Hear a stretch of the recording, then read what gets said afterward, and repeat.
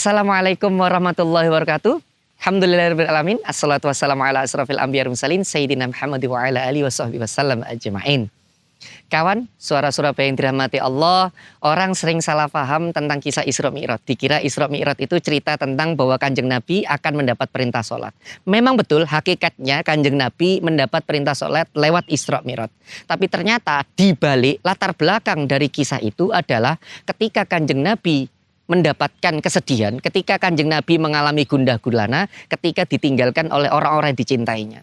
Bayangkan ketika istrinya meninggal, beberapa saat kemudian orang yang paling melindunginya, pamannya Abu Thalib juga ikut meninggal. Begitu gundah gulananya Kanjeng Nabi. Makanya sama Allah di Isra Mi'rajkan. Kenapa? Karena tujuannya Allah mengisra Mi'rajkan Kanjeng Nabi itu dalam rangka menghibur Kanjeng Nabi. Sama seperti saya seorang bos, melihat karyawan saya lagi bersedih, sedang menangis, maka saya pasti memanggil karyawan saya. Tujuannya untuk apa? Karena ingin menghibur karyawan saya, supaya karyawan saya nanti jadi bahagia dan melanjutkan tugasnya dengan lancar. Maka Allah ketika memanggil Kanjeng Nabi, memanggil Nabi Muhammad itu dalam rangka menghibur, supaya tugasnya Nabi Muhammad sebagai seorang Rasul itu berjalan dengan lancar.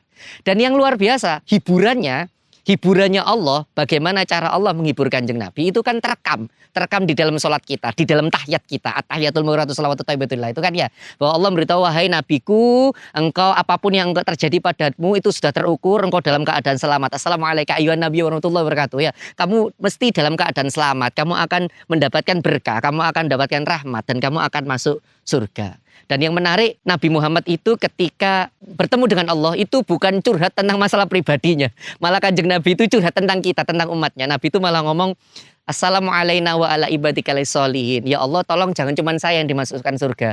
Umat saya ya Allah tolong masukkan surga juga. Itu kerennya Nabi Muhammad. Nah ketika Nabi berdialog dengan Allah, lalu ketika Nabi pulang, karena Nabi ini tamu yang baik dan Allah adalah tuan rumah yang baik, maka tuan rumah memberikan oleh-oleh kepada Nabi. Dan oleh-olehnya berupa sholat.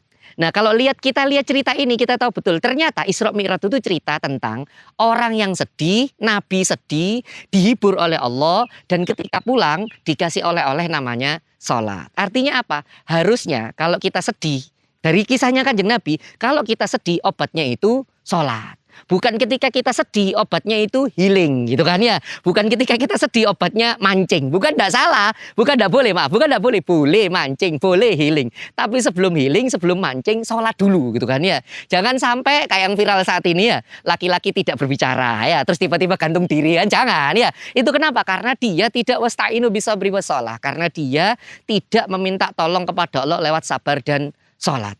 Itu sebabnya kalau kita tahu kisah Isra Mi'raj itu kita tahu ternyata sholat ini obat. Sholat ini cara Allah untuk membuat kita tetap waras. Tahu diri mana Ustadz? Saya kasih contoh ya. Untung Allah tuh ngasih kita sholat. Bayangkan kalau kita tidak ada sholatnya. Kita tuh maaf kalau bahasa kurang sopan. Kita pasti bisa jadi tidak waras. Kok bisa Ustadz? Bayangkan Anda kerja itu sama Allah tiba-tiba dur dikasih 4 rakaat.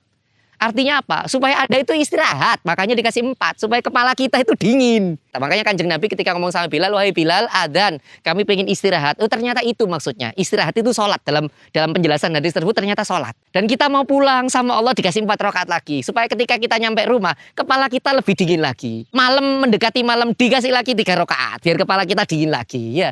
Terus mau tidur dikasih lagi 4 rakaat. Biar kepala kita lebih dingin lagi sebelum tidur. Biar tidurnya lebih enak.